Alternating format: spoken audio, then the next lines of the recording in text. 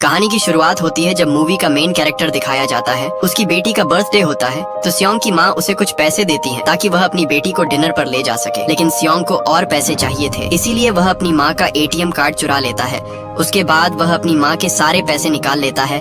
वह यह पैसा हॉर्स राइडिंग में लगा देता है। इस गेम में वह 4 मिलियन वन जीत जाता है। सियोंग ने एक कंपनी से बहुत सारे पैसे उधार लिए हुए थे, इसलिए वो लोग उसका पीछा करते हैं। आखिरकार वह लोग सियोंग को पकड़ लेते हैं और बुरी तरह मारते हैं। जब सियोंग अपनी जेब चेक करता है उन्हें पैसे देने के लिए, तो उसे पता चलता है कि उसके पास पैसा नहीं है, यानी वो पैसा जो उसने हॉर्स राइडिंग में जीता था। उसे याद आता है कि जब वह इन लोगों से भाग रहा था तो रास्ते में उसकी टक्कर एक लड़की से हुई थी। वह लड़की जरूर उसकी जेब काट कर पैसे ले गई थी, क्योंकि सियोंग के पास अब पैसा नहीं था। वो लोग उसे 1 मंथ का टाइम देते हैं और कहते हैं कि इसी में अपना पैसा चुका देना। इसके बाद सियोंग कुछ पैसे का इंतजाम करता है और अपनी बेटी को डिनर पर ले जाता है। उसके बाद सियोंग जल्दी से स्टेशन पहुंचता है, लेकिन उसकी ट्रेन मिस हो जाती है। जब सियोंग ट्रेन आने का इंतजार कर रहा था तभी अचानक एक आदमी उसके पास आता है। वह एक अननोन पर्सन था, यानी सियोंग उसे जानता नहीं था। उस अननोन पर्सन ने सियोंग से कहा, मैं तुम्हारे साथ एक गेम खेलना चाहता हूँ। अगर तुम इस गेम में जीत गए तो मैं तुम्हें 100,000 वन दूंगा। इतना पैसा सुनकर सियोंग गेम खेलने को मान जाता है। इसके बाद सियोंग उसे बुरी तरह हराकर गेम जीत जाता है, यानी उसे 100,000 वन मिल जाते हैं। वह अननोन पर्सन सियोंग को एक कार्ड देता है और कहता है, अगर तुम और पैसा जीतना चाहते हो तो इस कार्ड पर लिखा नंबर पर कांटेक्ट करना। इसके बाद जब सियोंग अपने घर पहुंचता है तो उसकी माँ उसे कहती है, तुम्हारी बेटी अगले साल अपने स्टेप फादर के साथ यूएसए शिफ्ट हो रही है। यहाँ पता चलता है कि सियोंग का तलाक हो चुका है। उसकी वाइफ ने दूसरी शादी कर ली है, लेकिन सियोंग कभी नहीं चाहता था कि उसकी बेटी उससे दूर जाए। पर अपनी बेटी की कस्टडी वापस लेने के लिए उसे बहुत सारे पैसे चाहिए थे, इसलिए सियोंग उस कार्ड पर लिखे नंबर पर कॉल करता है। इसके बाद सियोंग को एक कार में लाया जाता है जहां और भी लोग बैठे थे। फिर सबको बेहोश कर दिया जाता है। जब उनकी आंखें खुलती हैं तो वो खुद को एक फैसिलिटी में पाते हैं। वहां टोटल 456 लोग थे। सबको वहां प्लेयर की तरह लाया गया था, क्योंकि सबने एक यूनिफॉर्म पहना हुआ था। इस फैसिलिटी का होस्ट एक आदमी था जो फ्रंटमैन था और सब पर नजर रख रहा था। यहाँ एक बात कॉमन थी, जिन लोगों को यहाँ लाया गया था उन्होंने बहुत सारे डेट्स ले रखे थे। सियोंग की मुलाकात वहाँ प्लेयर नंबर 1 से होती है। वह एक बूढ़ा आदमी था, उसे ब्रेन ट्यूमर था, इसी वजह से वह यहाँ आया था, क्योंकि उसकी जिंदगी वैसे भी खत्म होने वाली थी। इसके बाद 2 प्लेयर्स और दिखाए जाते हैं। लड़की का नाम सेब्योक और लड़के का नाम जांग था। दोनों के बीच झगड़ा हो जाता है। सेब्योक वही लड़की थी जो सियोंग के पैसे लेकर भाग गई थी। उसने उसकी जेब काटी थी। सियोंग उसे देखते ही पहचान लेता है और उसी से अपना पैसा मांगने जाता है। तभी वहाँ कुछ गार्ड्स आते हैं। उन्होंने पिंक यूनिफॉर्म पहनी हुई थी और उनके चेहरे पूरी तरह से ढके हुए थे। गार्ड सब प्लेयर्स से कहते हैं, तुम्हें यहाँ टोटल 6 गेम्स खेलने होंगे। जो जीतेगा उसे बहुत सारा पैसा मिलेगा। इसके बाद सबसे एक कॉन्ट्रैक्ट पर साइन करवाया जाता है। उस कॉन्ट्रैक्ट के 3 मेन रूल्स थे। कोई भी प्लेयर अपनी मर्जी से गेम नहीं छोड़ सकता। जो प्लेयर गेम खेलने से मना करेगा उसे एलिमिनेट कर दिया जाएगा। एलिमिनेट का मतलब बाद में पता चलता है। अगर मेजॉरिटी प्लेयर्स गेम नहीं खेलना चाहें तो सब लोग गेम छोड़ सकते हैं। इसके बाद सबको गेम के लिए ले जाया जाता है। यहाँ सियोंग की मुलाकात अपने क्लासमेट सांगवू से होती है। वह उसे बचपन से जानता था। सियोंग उसे वहाँ देखकर हैरान हो जाता है, क्योंकि सांगवू तो बिजनेस के लिए विदेश गया था। पहला गेम एक बड़ी डॉल के साथ था। गेम का रूल सिंपल था, जब डॉल गाना गाए तो आगे बढ़ो और जैसे ही गाना बंद हो तुरंत रुक जाओ। अगर कोई हिला तो एलिमिनेट कर दिया जाएगा। शुरुआत में सबको ये प्रैंक लगता है, लेकिन जब एक लड़का हिलता है तो उसे गोली मारकर मार दिया जाता है। यही एलिमिनेट का असली मतलब था, यानी प्लेयर्स को मार दिया जाएगा। ये देखकर सब डर जाते हैं। अब उन्हें समझ आ जाता है कि उनकी जान खतरे में है, इसीलिए सब घबराकर इधर उधर भागने लगते हैं। लेकिन गेम का रूल था, जो भी हिलेगा वो मारा जाएगा, इसलिए जो भागे वो सब मर जाते हैं। बाकी बचे लोग किसी तरह गेम पूरा करते हैं। जो मर जाते हैं उनकी बॉडीज वहाँ से हटा दी जाती हैं। अब 456 में से सिर्फ 255 प्लेयर्स ही बचे थे, क्योंकि सब बहुत डर चुके थे, इसलिए कोई गेम खेलना नहीं चाहता था। लेकिन रूल नंबर 3 के हिसाब से अगर मेजॉरिटी प्लेयर्स चाहें तो गेम से बाहर जा सकते हैं। इसीलिए उनके लीडर ने सबको वोट करने के लिए कहा,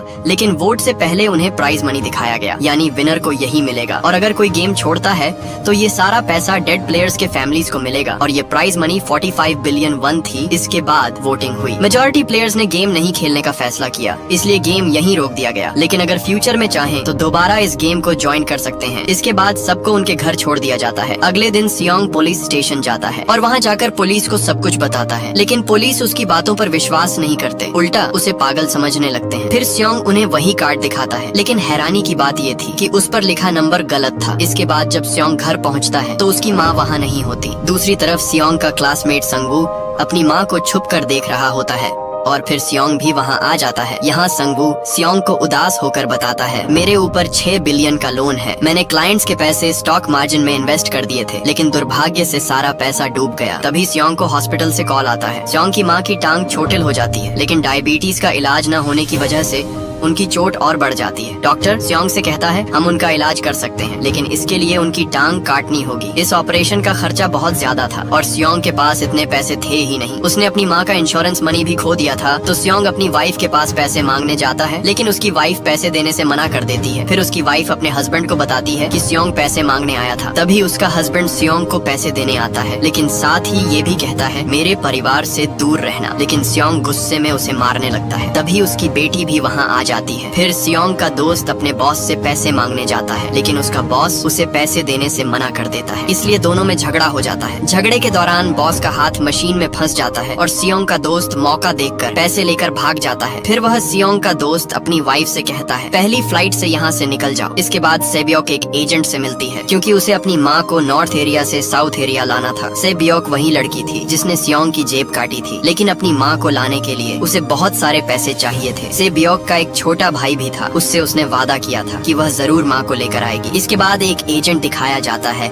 उस एजेंट का भाई कुछ दिनों से मिसिंग था, इसीलिए वह एजेंट अपने भाई के घर जाता है। उसे पता चलता है कि उसका भाई कई दिनों से घर नहीं आया। जब एजेंट घर चेक कर रहा होता है तो उसे वही कार्ड मिलता है। उस एजेंट ने पुलिस स्टेशन में सियोंग के पास भी यही कार्ड देखा था, इसीलिए वह एजेंट सियोंग से इसके बारे में पूछता है, लेकिन सियोंग उसे कुछ नहीं बताता। जब सियोंग अपने घर जाता है तो उसे वही कार्ड फिर से मिलता है। सियोंग दोबारा गेम ज्वाइन करने का फैसला करता है, तो सारे प्लेयर्स को एक शिप पर ले जाया जाता है। वहीं ऑफिसर भी उन गाड़ियों का पीछा करते हुए उस शिप तक पहुंच जाता है। वह एक गार्ड को पानी में फेंक देता है। इसके बाद सारे प्लेयर्स को एक आइलैंड पर बने फैसिलिटी में ले जाया जाता है। उन्हें नहीं पता था कि अगला गेम क्या होगा और कैसे खेलना होगा। इसके बाद सब अपनी अपनी टीम्स बनाने लगते हैं। रात में सेबायुक और उसकी फीमेल फ्रेंड वॉशरूम में जाती है। सेबायुक गार्ड्स की नजरों से बचकर फैसिलिटी एक्सप्लोर करने लगती है। तभी वह देखती है कि गार्ड्स बड़े बड़े बर्तनों में कुछ बना रहे हैं। अब गार्ड्स को शक होता है तो वह वॉशरूम चेक करने आ जाते हैं, लेकिन तब तक सेब्यूक लौट आई थी। इसके बाद सेब्यूक अपनी फीमेल फ्रेंड को सब कुछ बताती है। तभी संगवू उनकी बातें सुन लेता है और सेब्यूक से पूछता है, तो सेब्यूक बताती है कि गार्ड्स बड़े बड़े बर्तनों में कुछ पका रहे थे। इसके बाद सब प्लेयर्स को प्लेग्राउंड में ले जाया जाता है। वहाँ उनके सामने 4 शेप्स बनी होती हैं। सबको उन 4 शेप्स में से एक चुननी थी। संगवू को गेम और उसका रूल पहले से पता होता है। वह सियोंग से कहता है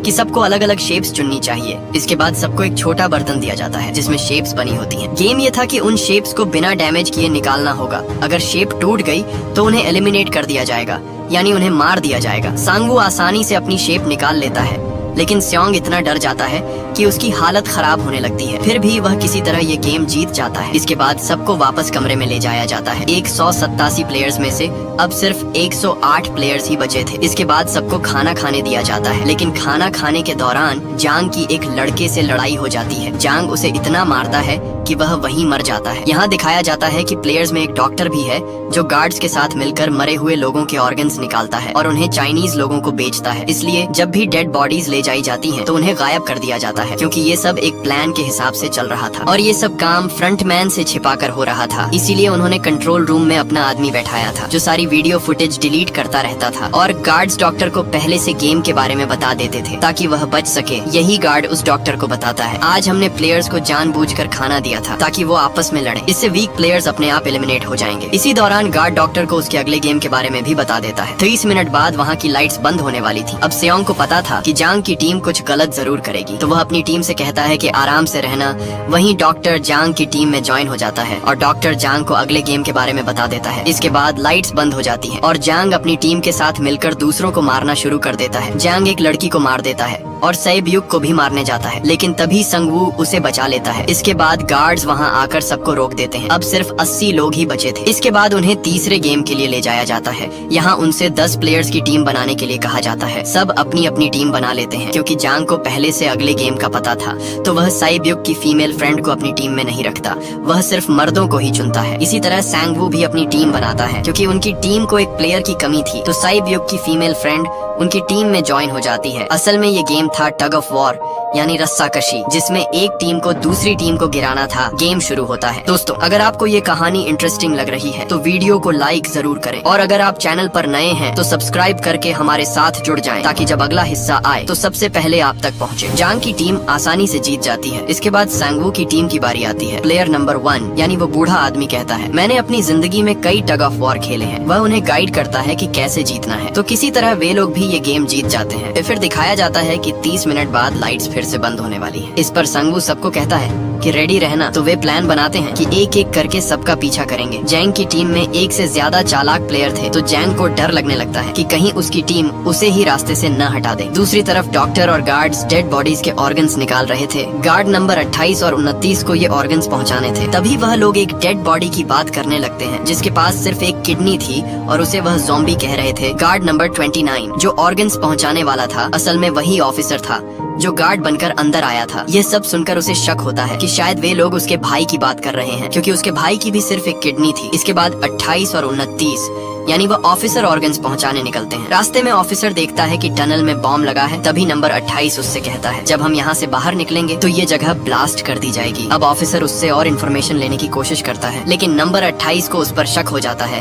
वह ऑफिसर से कहता है, अपना फेस दिखाओ। तो ऑफिसर भी अपना फेस दिखा देता है और उसी वक्त नंबर 28 पर गन तान देता है। फिर ऑफिसर उससे किडनी वाले आदमी के बारे में पूछता है, वह कौन था? तुम उसे ज़ॉम्बी क्यों कहते थे? नंबर 28 बताता है कि वह एक लड़की थी। फिर नंबर 28 ऑफिसर को कहता है, तुम लीडर के रूम में जाकर सारी इन्फॉर्मेशन देख सकते हो, वहाँ सबका डेटा है। ये जानने के बाद ऑफिसर नंबर 28 को मार देता है। दूसरी तरफ डॉक्टर गार्ड से अगले गेम के बारे में पूछता है, लेकिन इस बार गार्ड्स को भी अगले गेम का पता नहीं था। तो डॉक्टर गुस्से में आ जाता है और एक गार्ड को पकड़ लेता है। फिर उनकी लड़ाई होती है। इस लड़ाई में डॉक्टर उस गार्ड को मारकर भाग जाता है। फिर एक गार्ड उसका पीछा करता है। दोनों प्लेग्राउंड तक पहुँच जाते हैं। गार्ड डॉक्टर को फंसाकर मारने ही वाला होता है कि तभी लीडर आकर उसे मार देता है और बाद में वह डॉक्टर को भी मार देता है।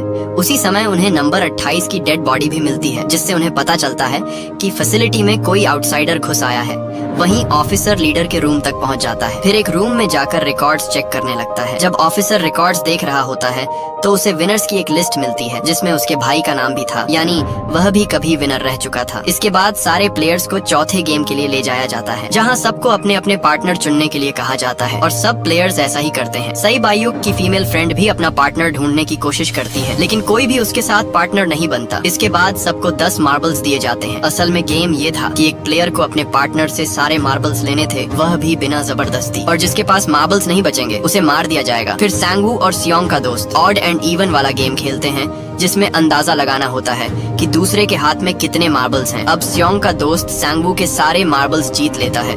आखिर में सांगवू के पास सिर्फ एक मार्बल बचता है। अब क्योंकि सांगवू को पता था कि वह बच नहीं पाएगा, तो वह सियोंग के दोस्त को धोखे से समझाता है, अगर हम में से कोई हार गया तो हारने वालों का मैच फिर से होगा। इसके बाद सांगवू चालाकी से सियोंग के दोस्त के सारे मार्बल्स बदल देता है। फिर सांगवू मार्बल्स गार्ड को दे देता है और सियोंग का दोस्त वहाँ से चला जाता है। जब सियोंग का दोस्त अपनी मार्बल्स चेक करता है तो उसमें पत्थर होते हैं। प्लेयर नंबर 1 यानी बूढ़े आदमी की हालत और बिगड़ रही थी। वो इधर उधर घूम रहा था, लेकिन सियोंग उसे किसी तरह खेलने के लिए मान लेता है। दोनों यानी बूढ़ा आदमी और सियोंग और गेम खेलते हैं। बूढ़ा आदमी सियोंग की सारी मार्बल्स जीत लेता है, लेकिन आखिरी राउंड में उसे याद ही नहीं रहता कि उसने कौन सा नंबर चुना था। सियोंग उसे बातों में फंसाकर सारी मार्बल्स ले लेता है। असल में बूढ़ा आदमी चालाक था, उसने एक मार्बल अपने पास छुपा लिया था। फिर वो दोबारा इधर उधर घूमने लगता है। सियोंग उससे रिक्वेस्ट करता है कि वो एक और गेम खेले। तब बूढ़ा आदमी कहता है, मुझे सब पता है सियोंग, तुमने मुझसे धोखे से मार्बल्स ली हैं। मैं पागल बनने का नाटक कर रहा था। ये सुनकर सियोंग गुस्से में आ जाता है और उसे सारी मार्बल्स लौटा देता है। इधर से ब्योक और उसकी दोस्त भी गेम खेल रही थी। उनका गेम ये था कि जो मार्बल दीवार के सबसे पास फेंकेगा वो जीतेगा। पहले से ब्योक अपनी मार्बल फेंकती है। जब उसकी दोस्त की बारी आती है तो वो अपनी सारी मार्बल्स एक साथ फेंक देती है। सेब्योक ये देखकर कहती है, तुम दोबारा फेंको, लेकिन उसकी दोस्त कहती है, नहीं सेब्योक, मैं अकेली हूँ, मेरा कोई नहीं है, लेकिन तुम्हारा छोटा भाई तुम्हारा इंतजार कर रहा है, अगर तुम बचोगी तो अच्छा होगा। ये कहकर वो खुद को बलिदान कर देती है और मारी जाती है। इसके बाद उनकी लाशें उठाकर ले जाई जाती हैं। सब लोग वापस कमरे में आते हैं। जैंग नोटिस करता है कि सेब्योक की दोस्त अभी भी जिंदा है और आराम से बैठी है। असल में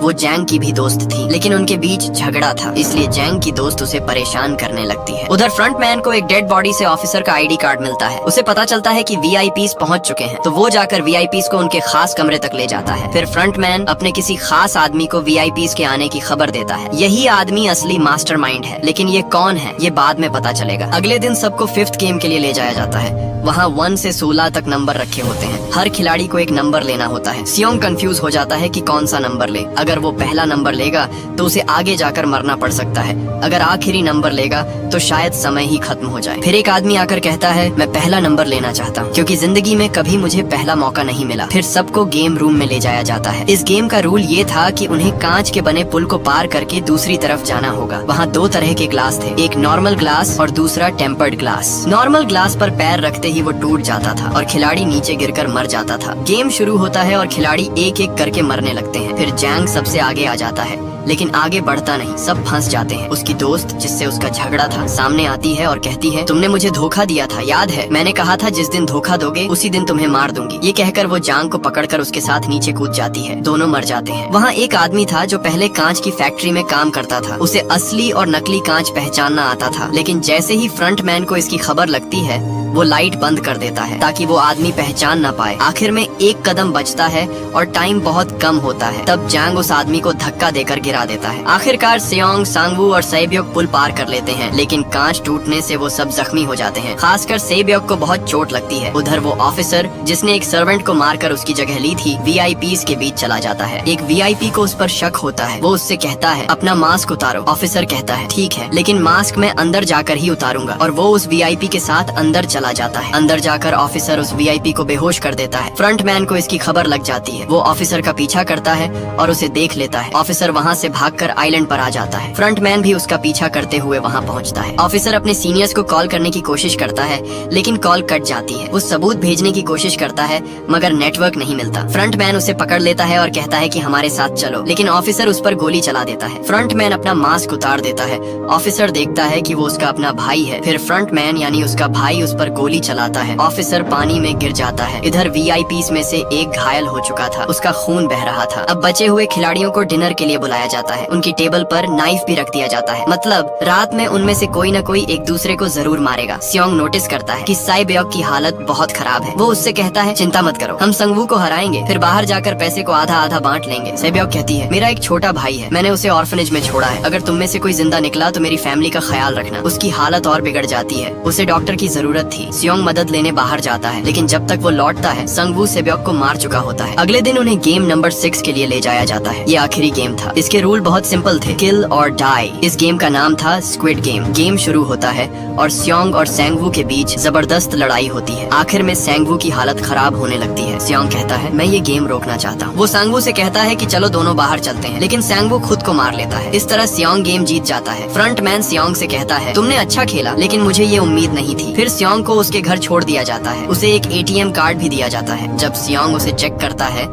तो देखता है कि उसके अकाउंट में सारा पैसा आ चुका है, लेकिन जब वो घर पहुंचता है तो देखता है कि उसकी माँ मर चुकी है। फिर कहानी 1 साल बाद दिखाई जाती है। सियोंग की हालत बहुत बुरी हो चुकी थी। वो नशे में डूब गया था। उसने अब तक पैसे को छुआ तक नहीं। एक दिन फूल बेचने वाली औरत सियोंग को वही कार्ड देती है। उसमें एक एड्रेस लिखा था। सियोंग उस एड्रेस पर पहुंचता है। वहाँ उसे पता चलता है कि ये सब किसी और ने नहीं बल्कि प्लेयर नंबर 1 यानी वही बूढ़ा आदमी कर रहा था। वो अभी भी जिंदा था। बूढ़ा आदमी सियोंग से कहता है, मैं अपनी जिंदगी से बोर हो गया था। मैंने अपने क्लाइंट्स के साथ मिलकर ये सारे गेम्स शुरू किए ताकि मजा ले सकूं लोगों को मरते हुए देखकर। हाँ, लेकिन हमने किसी को फोर्स नहीं किया। वो कहता है, मैंने खुद भी गेम में हिस्सा लिया क्योंकि मुझे खेलना देखने से ज्यादा पसंद है। वो कहता है, जो पैसा तुम्हारे पास है वो असल में मेरा है। ये कहकर वो बूढ़ा आदमी मर जाता है। इसके बाद सियोंग साइब्योक के छोटे भाई के पास जाता है। उसे अपनी माँ को सौंप देता है और कहता है, इसका ख्याल रखना। वो उसके साथ पैसों से भरा बैग भी दे देता है। फिर सियोंग स्टेशन पर जाता है जहाँ उसकी मुलाकात उसी अजनबी आदमी से होती है जिससे वो शुरुआत में मिला था। सियोंग उसका पीछा करता है लेकिन वो आदमी वहाँ से भाग निकलता है। फिर सियोंग उस कार्ड पर लिखे नंबर पर कॉल करता है। वो पूछता है, तुम कौन हो? तुम ये सब क्यों कर रहे हो? लोगों की जिंदगियों से खेल क्यों रहे हो? उसे जवाब मिलता है, सियोंग, अगर जिंदा रहना है तो फ्लाइट पर चढ़ जाओ। और यहीं पर ये कहानी खत्म हो जाती है।